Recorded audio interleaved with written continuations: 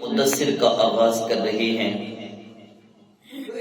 اللہ رب العزت نے فرمایا یا ایھا المدثر، اے مدثر کی چادر اوڑھنے والے۔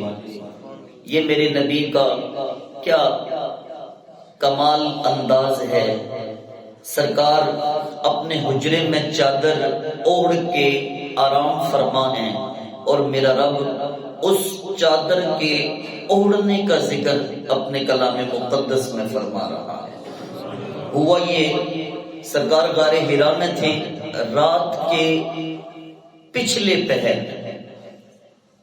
آواز آئی کہ یا محمد انک لرسول اللہ، اے محمد آپ اللہ کے رسول ہیں۔ سرکار نے ادھر ادھر دیکھا، غار حرا میں کہاں سے آواز آ گئی ہے؟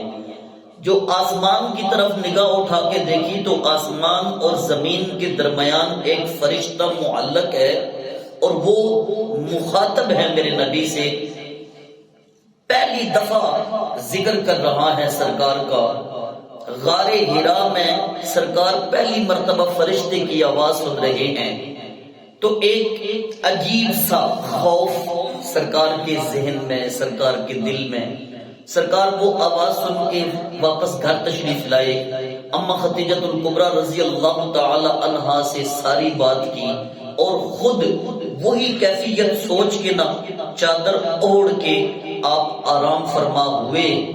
ادھر آرام فرما ہوئے اللہ نے پھر جبریل کو بھیج دیا، یا ایھا المدثر، اے مدثر کی چادر اوڑھ کے لیٹنے والی ہے، قم فانذر، آپ کھڑے ہو جائیے، چادر کو چھوڑ دیجئے، اب گوشہ نشینی سے باہر آ جائیے، فانذر، اور میری مخلوق کو میرے عذاب سے ڈرائیے۔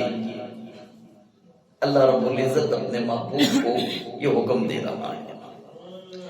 صرف جنت کی خوشخبری سنانے کے لیے تو نہیں نہ میرے سرکار آئے، وہ دوزخ کے عذاب سے ڈرانے کے لیے بھی آئے ہیں۔ جنت کی خوشخبریاں ہم نے بڑی سن لی ہیں، لیکن جنت کے مقابلے میں دوزخ بھی بنائی گئی ہے۔ اللہ اس سے بھی بچنے کی ہمیں توفیق نصیب فرمائے۔ وہ کسی نے کہا تھا ہم نے تو کسر نہ چھوڑی جہنم میں جانے کی، لیکن تیری رحمت نے یہ گوارا نہ کیا۔ آباب ضروری ہے کہ جہنم کے عذاب سے بچنے کی حد الامکان بندہ کوشش کرے۔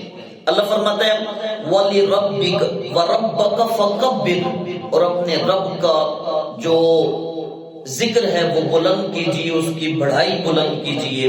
وَثِيَابَكَ فَطَهِّرْ، اور اپنے کپڑے صاف ستھرے رکھیے، اس لیے کہ پاکیزگی میرے اللہ کو بڑی پسند ہے۔ وہ توبہ کرنے والوں سے بھی محبت کرتا ہے، پاکیزہ رہنے والوں سے بھی محبت کرتا ہے۔ ایک صوفی نے کہا تھا کہ تو اپنی ظاہری طہارت کو تو مکمل کر، تو ظاہری طہارت مکمل کر کے رب کی بارگاہ میں آ تو صحیح، تیری ظاہری طہارت کو دیکھ کے رب تیرے دل کو بھی پاک فرما دے گا، تیرے باطن کو بھی پاک کر دے گا۔ وَالرُّجْزَ فَاهْجُرْ، اور بتوں سے دور رہیے۔ وَلَا تَمْنُن تَسْتَكْثِرْ، اور کسی سے زیادہ حاصل کرنے کے لیے احسان نہ جتائیے، کسی سے بھی زیادہ حاصل کرنے کے لیے احسان نہ جتلائیے۔ وَلِرَبِّكَ فَاصْبِرْ، اور اپنے رب کی ذات پہ صبر کیجئے۔ ماہ رمضان شریف محتاجوں، غریبوں، ناداروں، مسکینوں کی خدمت کرنے کے لیے جذبات زیادہ ابھر جاتے ہیں اس مہینے میں۔ یہ نہ ہو کہ کسی مفلس و نادار کی خدمت کر کے تم یہ سمجھنا شروع کر دو میں نے بڑی خدمت کر دی اس کی۔ اللہ فرماتا ہے نہیں، تم جتنی بھی خدمت کر لو اس خدمت کو حقیر جانو، اور اس کا جو اجر ہے وہ رب کی بارگاہ میں پیش کرو۔ اللہ تمہیں جتنا اجر چاہے گا وہ عطا فرما دے گا، کسی کو دیکھ کے اس سے احسان نہ جتلاؤ۔ فَإِذَا نُقِرَ فِي النَّاقُورِ، جب سور پھونکا جائے گا، فَذَلِكَ يَوْمَئِذٍ يَوْمٌ عَسِيرٌ، وہ دن بڑا مشکل دن ہے، علل کافرین غیر یسیر، کافروں کے لیے وہ دن آسان دن نہیں ہے۔ ہوا یہ، اس کا شان نزول یہ ہے، ولید بن مغیرہ، ابو جہل،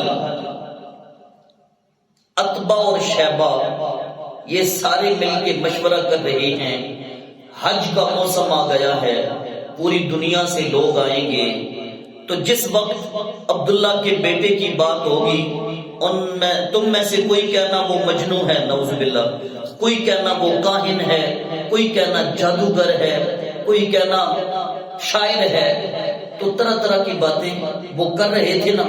تو ولید وہ آگے سے کہنے لگا، اس کو تم شاعر کہتے ہو، کبھی تم نے وہ قرآن سنا ہے جو وہ پڑھتے ہیں؟ کیا وہ کسی شاعر کا کلام ہو سکتا ہے؟ تو وہ جتنے بھی کافر تھے وہ حیران ہو گئے کہ ولید سڑے نہ لے یا خود نہ لے، ہم کیا بات کر رہے ہیں اور یہ آگے سے کیا کہہ رہے ہیں۔ اچھا چلو چھوڑے، ہم اس کو شاعر نہیں کہتے، پھر کہتے ہیں کہ وہ مجنوں ہے۔ تو ولید پھر کہنے لگا، مجنوں تو نہ کہو، وہ کہتے ہیں نا جادو، وہ جو سر چڑھ کے بولے۔ بات تو یہ ہے، اپنے تو مانتے ہی ہیں، مزہ تو تب ہے جب بیگانے بھی کسی کی تعریفیں کر رہے ہیں۔ میرے نبی کی ذات وہ ذات ہے کہ اپنے تو انہیں مانتے ہی تھے، کافر بھی جب بولتے تو کہتے یار ہم نے اس جیسا نہ صادق دیکھا ہے نہ امین دیکھا ہے۔ وہ بار بار میرے سرکار کے بارے میں یہ باتیں کرتے، ولید آگے سے کہتا یہ نہیں یہ نہیں یہ نہیں۔ ابو جہل کہنے لگا، میں ولید سے پوچھتا ہوں، اتنا امیر کبیر ہو کے اس کے دل میں کہیں اسلام کی محبت تو نہیں پیدا ہو گئی؟ تو ولید کو کہنے لگا، ابو جہل خیر تو ہے، تو نے دین تبدیل تو نہیں کر دیا؟ ولید آگے سے کہنے لگا، نہیں میں نے دین تبدیل نہیں کر دیا، جو حق بات ہے وہ میں کہہ رہا ہوں، مجھے سوچنے دو کہ اس کو کیا کہا جائے تو اس کی پرسنالٹی ڈاؤن ہو، دین زیادہ نہ پھیلے، لوگ اس کے بارے میں اعتراض کریں۔ سوچتے سوچتے وہ کہنے لگا، اور میں تمہیں بتاتا ہوں اس کو جادوگر کہو، کیونکہ یہ قرآن کی جو آیتیں پڑھتا ہے اس کی وجہ سے بچے کے دل میں اگر ایمان کی روشنی پیدا ہو جائے پھر وہ اپنے باپ کی نہیں سنے گا، رب کی بات مانے گا۔ اور ساحر اس کو ہی کہتے ہیں، جادوگر اس کو ہی کہتے ہیں جو باپ بیٹے میں پھوٹ ڈال دیتا ہے، نعوذ باللہ من ذالک۔ کتنی بےہودہ بات اس نے کر دی، ادھر اس نے یہ بات کی، ادھر میرے رب نے اپنے محبوب کو تسلی دینے کے لیے قرآن کی آیتیں نازل فرما دی۔ اس نے یہ کہا کہ جادوگر کہیں، سرکار کو تکلیف ہوئی اس بات کی تکلیف، لیکن میرے اللہ نے فرمایا ذرنی ومن خلقت وحیدا، میرے حبیب جس کو میں نے اکیلا پیدا کیا ہے اسے میرے اوپر چھوڑ دیجئے، وجعلت له مالا ممدودا، میں نے اس کے لیے بڑا مال بنایا، وبنین شہودا، اس کو بیٹے عطا کیے جو اس کے سامنے 10 بیٹے تھے اس کے، اور 1,00,000 دینار کا وہ مالک تھا۔ ولید اتنے باغات رکھتا تھا کہ پورے سال اس کے باغات میں پھل کی کمی نہیں ہوتی تھی۔ وَمَهَدتُّ لَهُ تَمْهِيدًا، اور میں نے اس کی طرح طرح کی تیاری کی۔ ثُمَّ يَطْمَعُ أَنْ أَزِيدَ، لیکن پھر بھی یہ ولید کہتا ہے کہ میرا کوئی مال تھوڑا اور زیادہ بڑھ جائے۔ ویسے یہ تو فطرت ہے نا، یہ تو نیچر ہے نا۔ فرمان مبارک ہے کہ انسان کا جو پیٹ ہے وہ مٹی بھر سکتی ہے، ورنہ اس کو اگر ایک دنیا کی بادشاہت دے دی جائے تو یہ راضی نہیں ہوتا، ساتھ یہ کہتا ہے کہ اڑتے ہوئے کسی اور سیارے کی بھی بادشاہت مل جائے۔ اللہ فرماتا ہے وہ یہ کہتا ہے کہ مجھے کچھ اور مل جائے، کلا انہ کان لآیاتنا عنیدا، ہرگز نہیں یہ ہماری آیتوں سے دشمنی کرتا ہے، سأرہقہ صعودا، ہم من قریب اس کو آگ کے پہاڑ صعود پر چڑھائیں گے۔ انہ فکر وقدر، اس نے ایک بات سوچی اور وہی بات دل میں بٹھا لی، وہی جادو والی بات ہے۔ فقتل کیف قدر، اس نے جو بات محبوب تیرے بارے میں دل میں سوچی ہے، فقتل، لعنت ہو اس کی سوچ پر، ثم قتل کیف قدر، اس نے پھر جو بات دل میں سوچی ہے اللہ دوسری مرتبہ فرما رہے ہیں لعنت ہو اس کی سوچ پر، ثم نظر ثم عبس وبصر ثم ادبر واستکبر، اس نے نظر اٹھا کے دیکھا، اس کے بعد اس نے اعراض کیا، اس کے بعد اس نے تکبر کیا، اور محبوب تیرے بارے میں اس نے یہ کہہ دیا کہ فقال ان ھذا الا سحر یؤثر، یہ تو ایک جادو ہے جو پہلے لوگوں سے سنایا جا رہا ہے، سنتے سنتے آپ تک پہنچ گیا ہے، ثم عبس وبصر، پھر اس نے تیور بنایا، پھر اس نے منہ چڑھایا، ثم ادبر واستکبر، ان ھذا الا قول البشر، اور آگے سے یہ کہتا ہے یہ کسی انسان کی بات ہے، یہ قرآن کسی انسان کی بات ہے، یہ کہتا ہے سأصلیہ سقر، ان قریب ہم اس کو دوزخ کی آگ میں جلائیں گے، وما ادراک ما سقر، تم کیا جانو دوزخ کی آگ کیا ہے، لا تبقی ولا تذر، وہ نہ باقی چھوڑتی ہے نہ وہ چھوڑتی ہے، نہ وہ باقی چھوڑتی ہے اور نہ ہی انسان کے وجود کو چھوڑتی ہے، یعنی عذاب بھی مسلسل ہوتا رہے گا، انسان کا وجود بھی باقی رہے گا۔ دنیا کی آگ تو کسی چیز کو لگ جائے جلا کے راکھ کر دیتی ہے، وہ راکھ بھی نہیں کرے گی، انسان کے وجود کو چھوڑے گی بھی نہیں۔ لواحۃ للبشر، انسان کی کھال اتار لے گی، علیہا 19، ہم نے اس دوزخ پہ 19 فرشتے مقرر کیے ہیں۔ کتنے فرشتے؟ پھر ایک مرتبہ بولے، یہ 19 کا فگر اللہ نے اس لیے بولا کہ یہ کفار مکہ کہیں گے 19 فرشتے ساڑھا کے کر لینا ہے۔ ابو جہل یہ آیت سننے کے بعد کفار مکہ سے کہتا ہے اور یہ 19 فرشتے تمہارا کیا بگاڑ لیں گے، ایک ایک فرشتے کے مقابلے میں تم 100 آ جانا، اتنا جم غفیر ہے۔ ان میں ایک ابو الاشدین تھا، وہ کہنے لگا میں جب پل صراط سے گزروں گا تو دائیں کندھے سے ٹھوکر مار کے 10 فرشتوں کو گرا دوں گا اور بائیں کندھے سے ٹھوکر مار کے 9 فرشتوں کو گرا دوں گا۔ آقا کریم صلی اللہ علیہ وسلم جانتے تھے اس بات کو کہ جب میں یہ آیت سناؤں گا یہ مذاق اڑائیں گے، لیکن اللہ فرماتا ہے محبوب ہم نے آپ کی ڈیوٹی لگائی ہے، آپ نے ہمارا کلام پورے کا پورا بیان فرما دینا ہے، باقی یہ نہیں جانتے، میرا ایک فرشتہ بھی پوری انسانیت کے لیے کافی ہے۔ یہاں تو ہم 19 کا ذکر کر رہے ہیں، 19 کا ذکر کر رہے ہیں۔ اللہ اکبر کبیرہ۔ یہ آیت آخری ہے، سماعت کیجئے۔ اللہ فرماتا ہے ہم نے دوزخ پر فرشتوں کو مقرر کیا ہے اور ان کی تعداد ہم نے کافروں کے لیے آزمائش بنائی ہے، اور جو اہل کتاب ہیں انہیں یقین ہو جائے، کیوں ان کی کتابوں میں بھی 19 فرشتوں کا ذکر ہے۔ محبوب جب آپ قرآن میں 19 فرشتوں کا ذکر کریں گے تو یہ بات یہودی بھی جان لیں گے، عیسائی بھی جان لیں گے کہ آپ ہی رب کے آخری نبی ہیں۔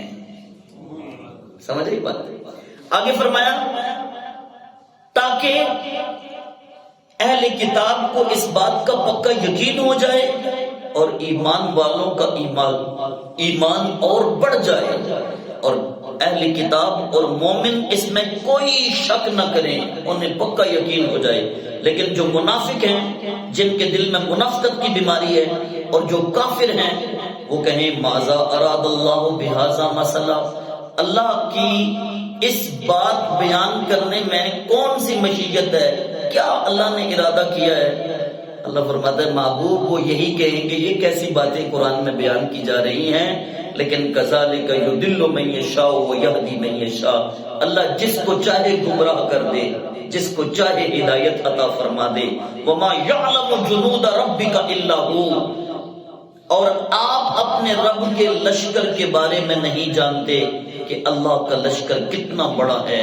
کتنا بڑا ہے ویسے اللہ کا لشکر کہ ایک فرشتہ جس کا نام اسرائیل ہے، اللہ نے ابتدائے عالم سے لے کے قیامت تک انسانوں کے موت کے اوپر جس کی ڈیوٹی لگائی ہے وہ ایک فرشتہ ہے۔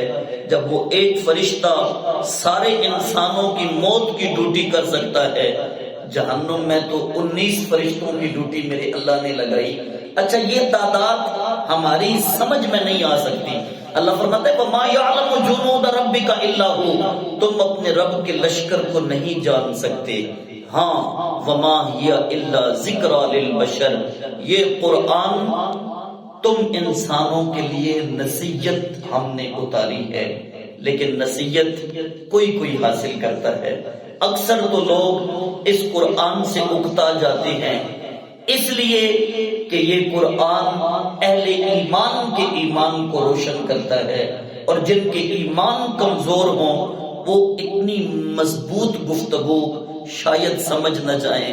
اور اگر کسی کو سمجھ نہ آ رہی ہو نا تو میرا وظیفہ یہ ہے، میں سمجھتا ہوں اس کو یہ کرنا چاہیے کہ وہ رب کی بارگاہ میں سر بسجود ہو کے گڑ گڑائے اور گڑ گڑا کے کہے میرے مالک، بشر ہو کے، انسان ہو کے جب میں تیری کلام پڑھ رہا ہوں، سن رہا ہوں، سنا رہا ہوں، تو میرے مالک اس کی ہمیں سمجھ کی بھی توفیق عطا فرما دے. اللہ آپ سب کو جزائے خیر عطا فرمائے. آپ درس قرآن میں تشریف فرما ہوئے، اللہ رب العزت قرآن کے فہم سے ہم سب کے سینوں کو روشن فرما دے. وما علیہ الا البلاغ.